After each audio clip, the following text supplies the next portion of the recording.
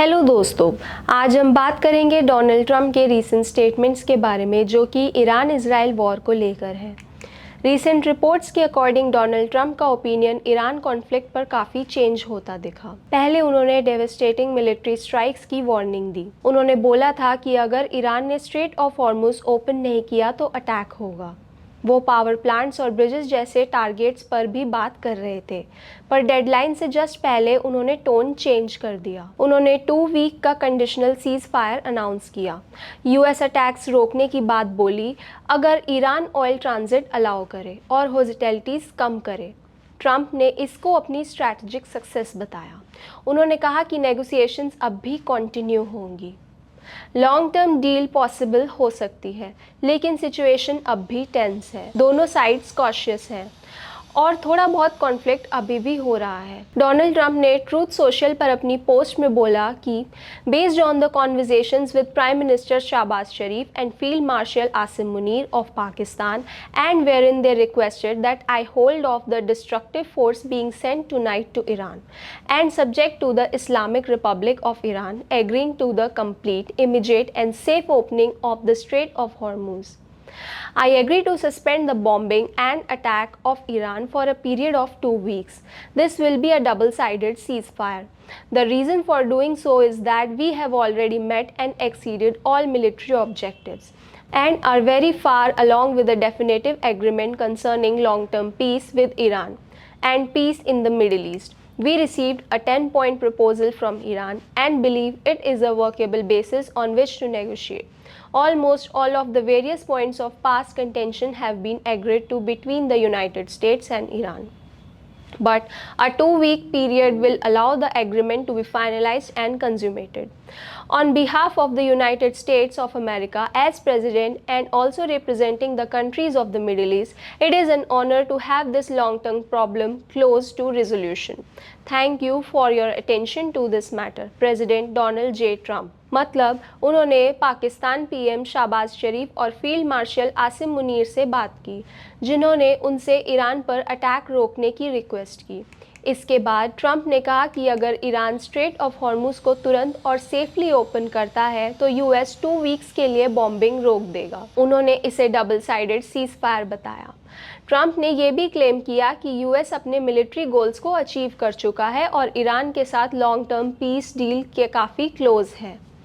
उनके अकॉर्डिंग ये 2 weeks final agreement complete करने के लिए इम्पॉर्टेंट है, जिसके बाद उन्होंने ईरान का ऑफिशियल स्टेटमेंट शेयर किया, जिसमें लिखा था on behalf of Islamic Republic of Iran I express gratitude and appreciation for my dear brothers, Prime Minister of Pakistan Sharif and Field Marshal Munir for their tireless efforts to end the war in the region. In response to the brotherly request of PM Sharif in his tweet and considering the request by the US for negotiations based on its 15-point proposal as well as announcement by POTUS about acceptance of the general framework of Iran's 10-point proposal as a basis for negotiations, I hereby declare on the behalf of Iran's Supreme National Security Council, if attacks against Iran are halted, our powerful armed forces will cease their defensive operations for a period of 2 weeks. Safe passage through the Strait of Hormuz will be possible via coordination with Iran's armed forces with due consideration of technical limitations. Sayyid Abbas Arichi, Minister of Foreign Affairs, Islamic Republic of Iran. इतना ही नहीं, इसके बाद truth Social पर हमें Trump का एक और statement देखने को मिला, जिसमें लिखा था a big day for world peace, Iran wants it to happen, they have had enough, likewise so has everyone else. The United States of America will be helping with the traffic build up in the Strait of Hormuz. There will be a lots of positive action. Big money will be made. Iran can start the reconstruction process. We'll be loading up with the supplies of all kinds and just hanging around to make sure that everything goes well. I feel confident that it will, just like we are experiencing in the US. This could be the golden age of the Middle East. President Donald J. Trump. मतलब ये world peace के लिए एक बड़ा दिन है और Iran अब भी शांति चाहता है। उन्होंने कहा कि यूएस स्ट्रेट ऑफ हॉर्मुज में सिचुएशन हैंडल करने में हेल्प करेगा और सब कुछ स्मूथली चलाने की कोशिश करेगा। ट्रंप ने यह भी बोला कि ईरान रिकंस्ट्रक्शन स्टार्ट कर सकता है और यूएस सप्लाईज प्रोवाइड करेगा। उनके अकॉर्डिंग इससे इकोनॉमिक ग्रोथ बढ़ेगी और मिडिल ईस्ट एक गोल्डन एज की तरफ जा सकती है। दोस्तों, डोनाल्ड ट्रंप के स्टेटमेंट से ये दिखता है कि उनकी स्ट्रैटेजी प्रेशर, डिप्लोमेसी और स्ट्रॉन्ग सेल्फ प्रेजेंटेशन का कॉम्बिनेशन है।